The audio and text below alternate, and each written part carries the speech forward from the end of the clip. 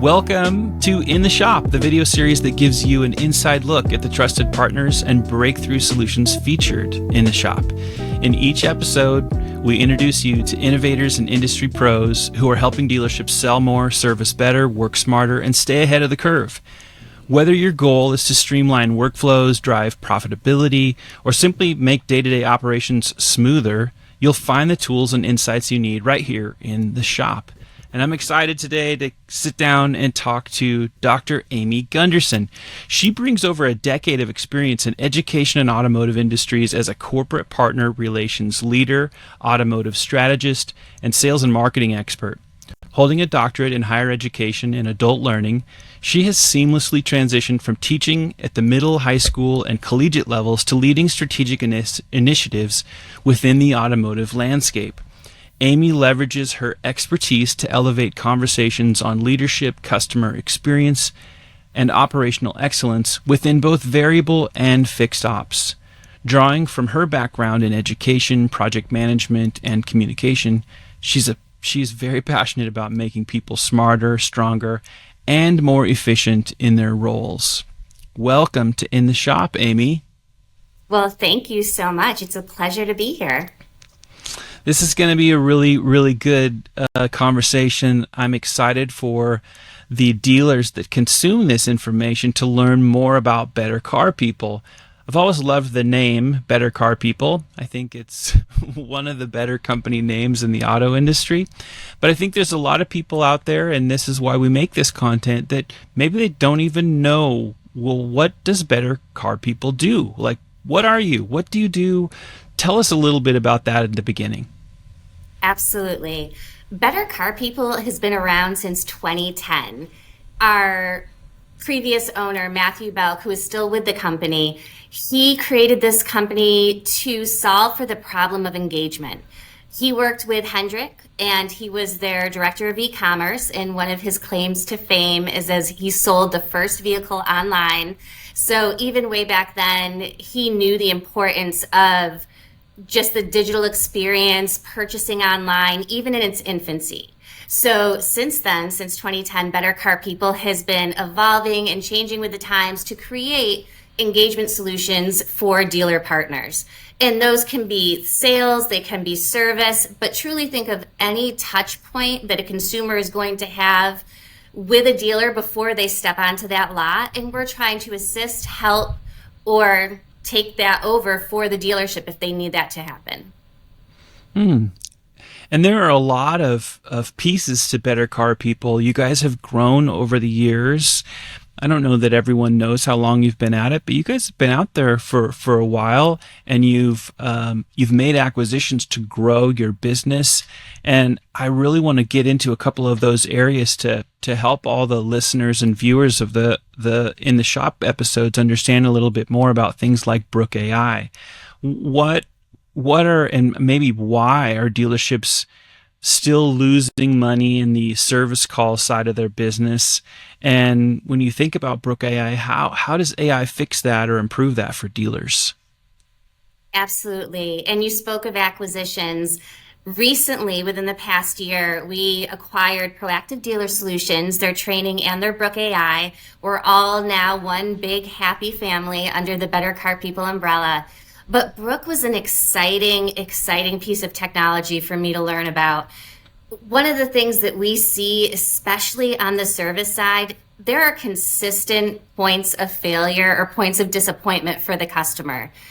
Case in point, my daughter has a new car. She's 27 years old, and she tried to go online to schedule an oil change. As she's online scheduling the oil change, she calls me up because she can't figure out what any of those offerings are. I'm like, oh, okay, because it didn't just say oil change. It had all of the different jargon that we understand and that dealers know, but my daughter didn't have a clue. So then she calls the dealer, and she gets a very friendly receptionist who transfers her to service. She waits on hold forever. All of a sudden, she loops back to that very friendly woman, and she said, I'm sorry, I didn't get a hold of service. Well, the woman's like, I know they're there. So she transferred her again. That loop continued and frustrated her to pieces. This is what we're trying to solve for. Brooke will make sure that as a digital voice assistant, every single service call gets answered and either appointed or transferred to the right person. Or we even have BDC agents that can, answer those questions and help the customer themselves if the dealer can't. But we know those points of failure are inability to get a hold of the right person, long wait times, getting stuck in that loop where nobody is really able to connect you with the right person.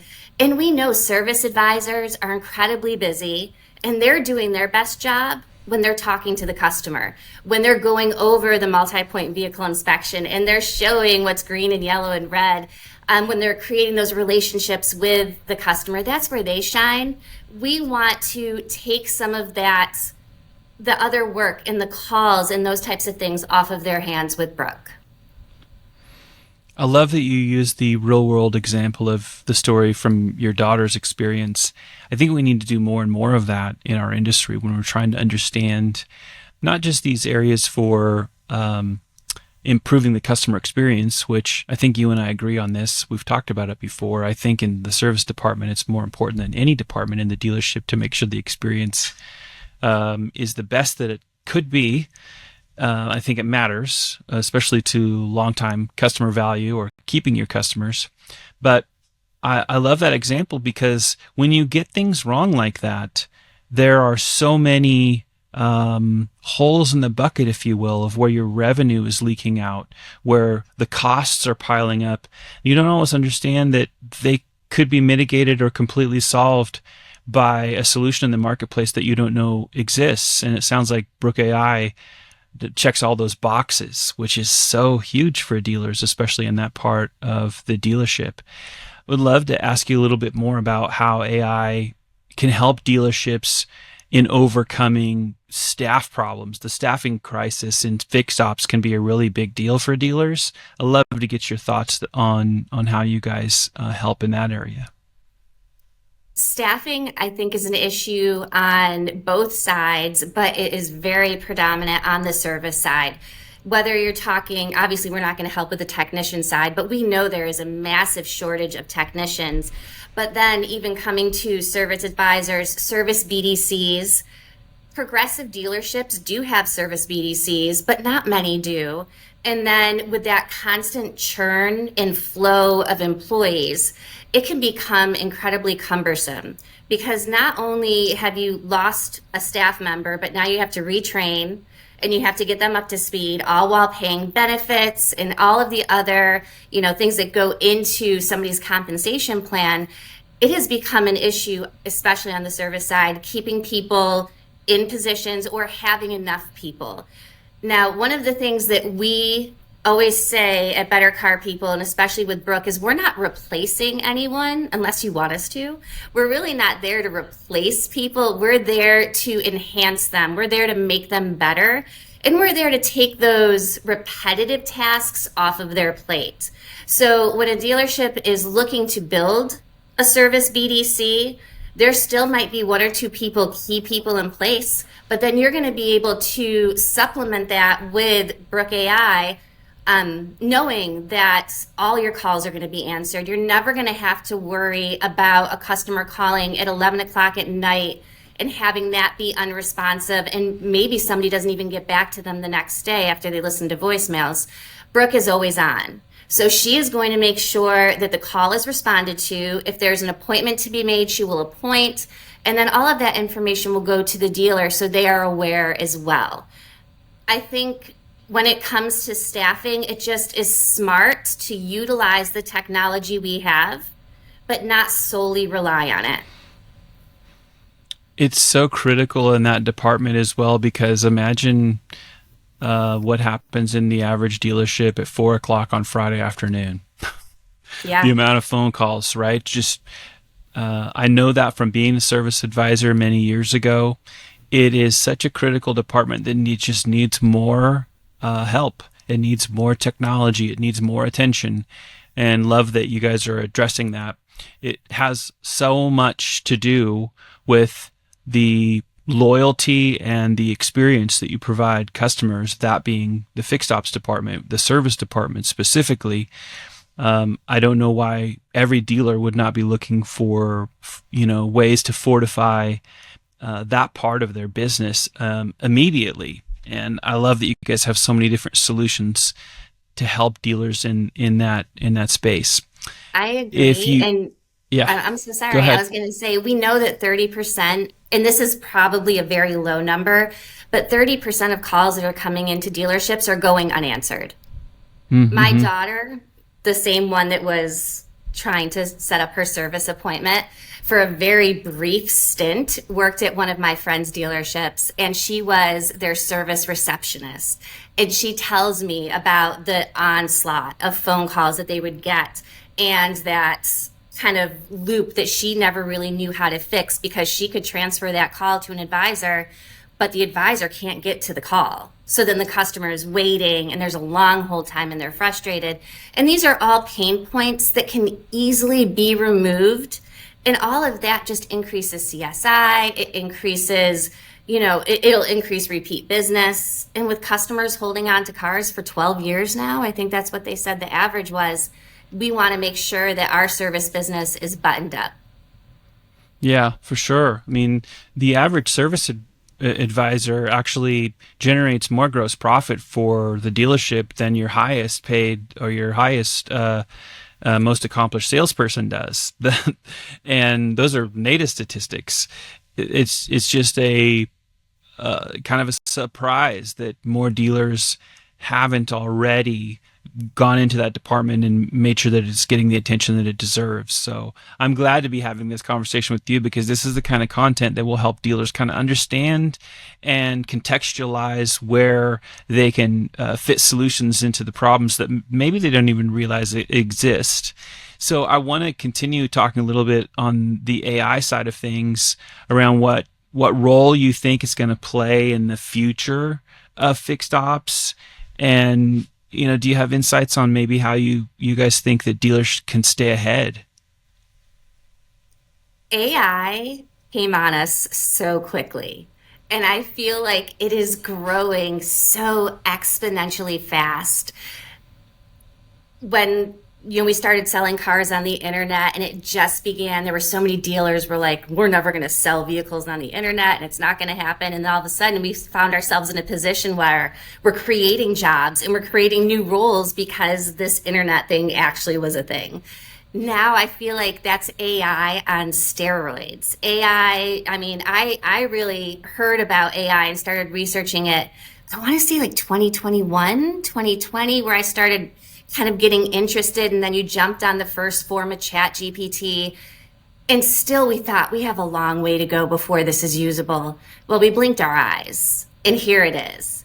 Now it's not infallible, but it is strong. And I think that there are ways that AI can be used to really kind of accelerate what we're doing. And I think that it's going to be even more in the future.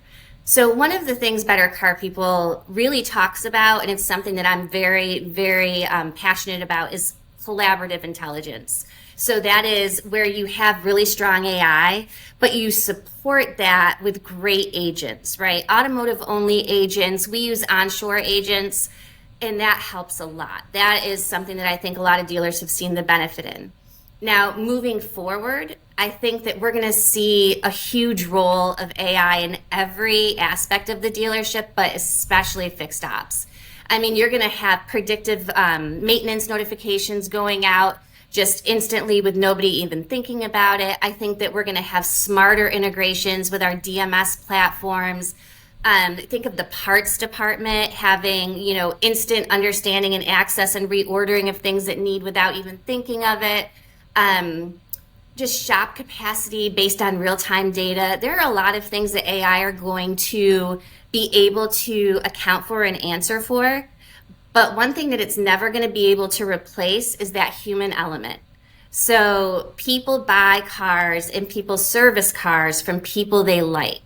We haven't gone to all delivery models, right? I mean, we do have some delivery models which are great and they're convenient, but still the majority of Americans want to have that person to help them. So I think even in the future, we're going to continue to utilize AI in so many different fashions.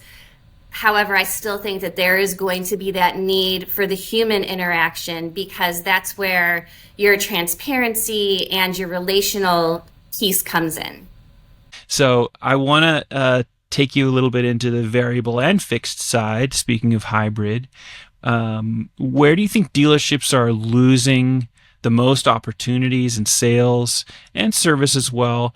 And relative to this AI topic, how can AI help them recover some of this? I think it's the same old story that we have been preaching for quite some time, where we look at, again, points of failure and we see missed calls or taking way too long to respond to a lead or not calling back or not, sending an appointment confirmation via text or phone call. All of these breaking points, I mean, we've been talking about them from quite some time. I jumped into automotive in 2013 and we were talking about this, trying to fix those points of failure so that we can make sure we have good customer experiences. And on the variable side, we really see that with time to respond to a lead. So lead response time, we know it's 15 minutes or less, but quite honestly, if you don't have your hand on the trigger as soon as you get that lead, somebody else will. And it's not just important enough to respond, but you want to make sure that your response is thoughtful, your response is answering questions, it is personalized. You don't want to just throw out an autoresponder to a customer and think that you're winning because it's fast. So lead response time is huge, making sure that you have a system that will respond quickly, but also address and answer questions when possible. That's really important. Making sure that you have a solid process for follow-up and outbound. Outbound calls, things like that, I think are critical as well. Those are points where we're losing customers that would most likely buy from you, but somebody else responded to them first. So true.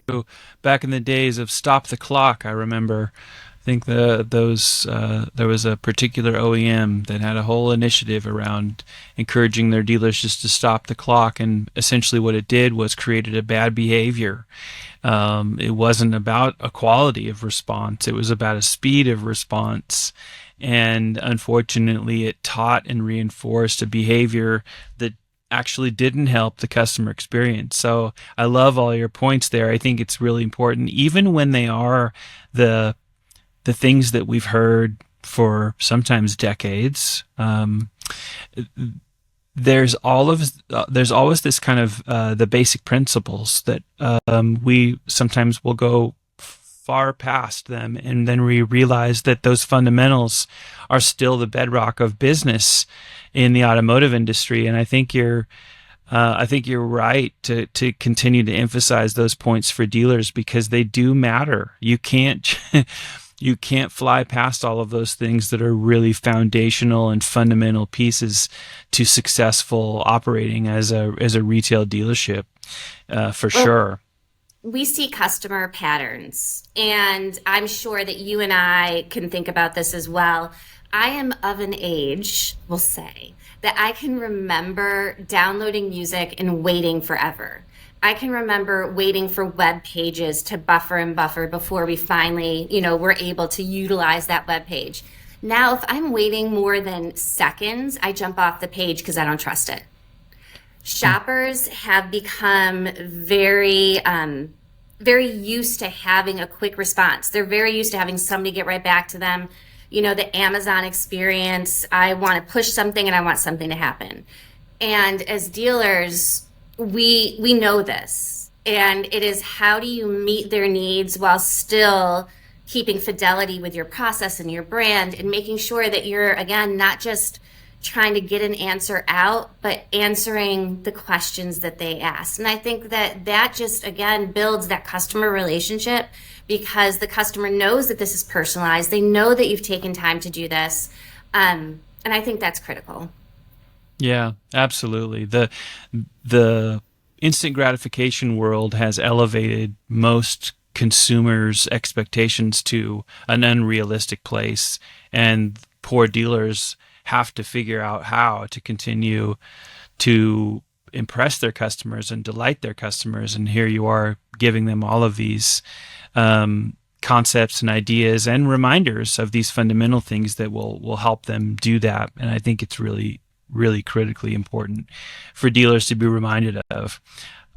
Next thing I want to ask you about is how is this, you mentioned collaborative intelligence. I love that, by the way. How is collaborative intelligence transforming the traditional BDC model in fixed and variable operations? I wish I could say that I can take credit for the phrase collaborative intelligence. I believe that is a Matthew Belk phrase that really encompasses what we do. Again, it's great technology that's been learning since 2010, plus these live agents that are onshore and can respond. It's to that collaboration that makes this work. When it comes to BDCs, both sales and service, we know that collaborative intelligence is not only going to help them do things faster and a little bit, more intelligently, in the sense that the technology knows what the customer has been looking at, knows what the customer asks and wants. But I also think that what collaborative intelligence does for a BDC is it removes those repetitive tasks. It removes a BDC agent coming in, logging in at 8 a.m. and just responding to emails, right? That came in the night before and have been sitting forever. It's removing those pieces and allowing them to look at the hot leads that are coming in, allowing them to take the more low funnel customer engagements and respond to them quickly.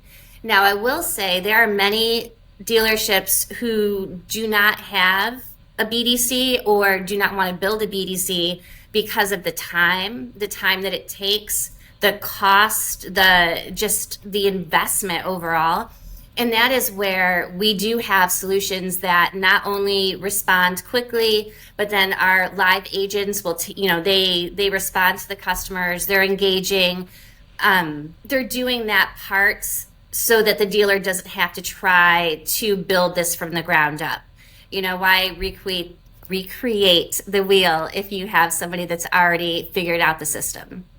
Mm-hmm. And you guys bring, well, correct me if I'm wrong, but I think you guys bring a third party verification, meaning you don't bring any bias to it. You bring very clean, focused resolve around providing the best solution to the challenge, to the opportunity. And it's no joke. It's the lifeblood of the dealership. Those incoming opportunities by phone, by walk-in, by filled out a form somewhere, however they come in, all of those requests for information, all of those phone calls, they all have to be handled in a way that has literally no bias, but only a pure professional focus on how do we just take care of this customer? How do we answer the right questions? And that's why, you correct me if I'm wrong, but one of the things that Better Car People brings to that equation is we don't have any bias. We're going to treat every single one of those opportunities the exact same. So you also end up with a lot of truth behind how all of those sources are handled. Is that, am I on the right path there with that? You are definitively on the right path. And when you talk about incoming leads, so not just website leads, but we're talking incoming leads from any of your third-party endemics. This is also a great way to see what's working and what's not, because every single lead source is going to get the same treatment. They're going to get the same, speed to respond. And you can really look at them as a whole and think, okay, what's working and what's not. So it's a great way to know that every single one of your leads are handled the same way. I know from experience that in the BDC, you see some lead sources and you get super excited, and you see others and you're like, I don't even want to call this. And just having that mental determination in your mind is going to affect the call. Our agents don't have that. They make those calls, they're responding to customers, and they're trying to set appointments 24/7, but we do work 24/7 in other elements too. So they're there for you. Yeah, it's a tremendously valuable service, because when you think about what you just said, The unbiased handling of leads by all sources, it for a lot of dealers who would be willing to do it, it would, again, correct me if I'm wrong, but it could identify opportunities where you have a source that just isn't worth the investment. And so, yes, you may be making an investment in a service from Better Car People. It also might be offset by being able to get rid of a source that isn't actually benefiting your dealership, because now you know the truth about the results of taking care of of those opportunities, those leads, those phone calls. Am I off base on that? No, that's 100% accurate. I have seen that in action, and I know that that has helped some dealerships out as well. Mm-hmm. Yeah, not to get into it on all the different, sources, because some of them even work differently in different parts of the country. But Oh, in yeah, general, absolutely. when you're looking for just the truth, the pure truth about your lead sources, Better Car People actually brings a solution to that as well. And it's one of the things actually that I love about the outsourced nature of what you guys do. I think it brings some truth and accountability that's totally focused on best results and best outcomes for the dealer. How could you go wrong with that? It's amazing. Right. So let me move into the last kind of question area that I wanted to ask you about, and that is, what should a modern BDC? I mean, what's a BDC strategy look like in 2025? How can dealerships prepare for that today? One word that comes to mind is omni-channel focus. We are working on multiple different platforms to engage with that customer, and it's making sure that we're utilizing the right platform for the right customer. My father, who is 80 years old and still loves to buy cars, he is going to email a lot all the time. My children, on the other hand, are 27, 25, and 23. You text them. You don't call them because they're not going to pick up the phone. They rarely pick up the phone when I call. Love them.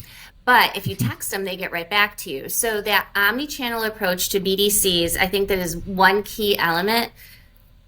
But honestly, it's going to be speed to lead response, making sure that you are responding to every single customer, regardless of where they came in from, how they came in. You're responding to them quickly with strong answers. I think that BDCs are going to be leveraging a lot more AI and looking at it not as a competitive threat, but as an amazing augmentation to what you're doing.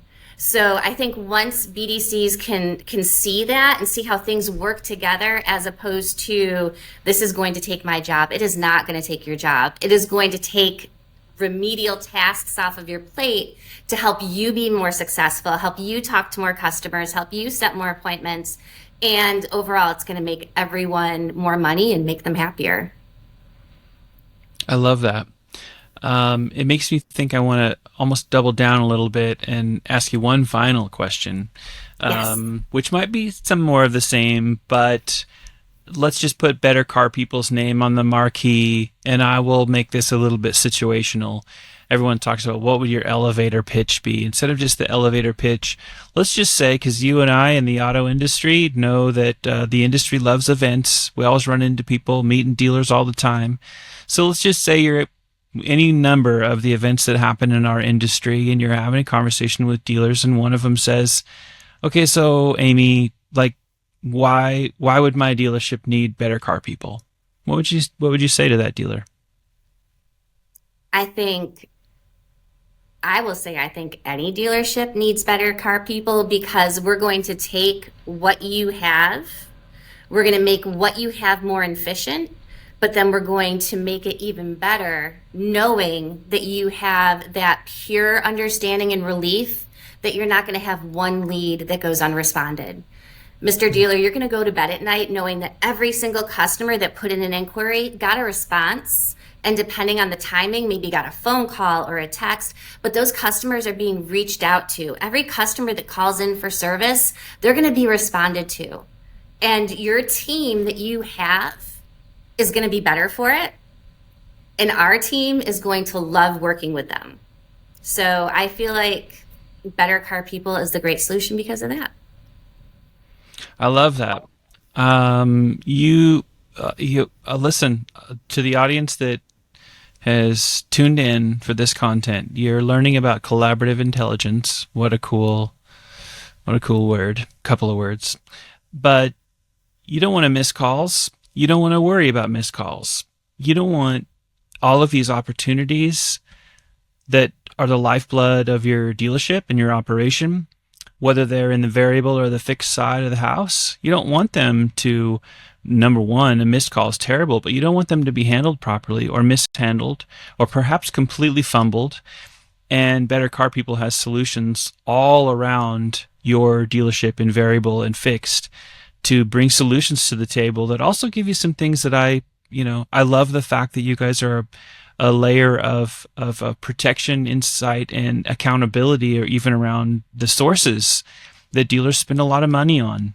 And I think that's really, really critically important, because oftentimes the types of services that Better Car People offers, dealers are fixated maybe on the nuts and bolts of how it works and the logistics, and they're not always thinking about there's actually tremendous cost savings to be found in actually working with a company like yours. So I'm sure that the dealers have loved this content. I don't know if you have any parting thoughts, but I'll give you the last word.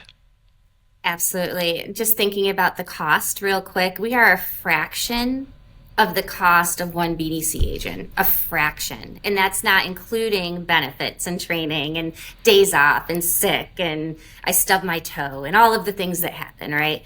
But I just want to thank you so much for bringing me on. And to the Ford and Lincoln dealerships, I have a huge place in my heart for Ford. I used to work with FordDirect a while ago. I drive my Mustang. We are a Ford family. So my heart is here. And I am one of those people that cannot advocate for something if I don't think it's going to help. I really do think that collaborative intelligence, our sales BDC, our service BDC, Brooke.ai, I feel like these are all different tools that can just help you with your customer engagement and help you to be more efficient and be better, because we're better car people. I love it. Audience, thanks for joining us in the shop. If you're ready to learn more or take the next step with Better Car People, head to theshop.com. It's your go-to marketplace built for Ford dealers and Lincoln retailers and more. We'll be back with more episodes featuring the trusted partners who help you run smarter, drive growth, and stay ahead in a changing market. But until next time, thanks for spending a few minutes with us. We'll see you back here soon in the shop.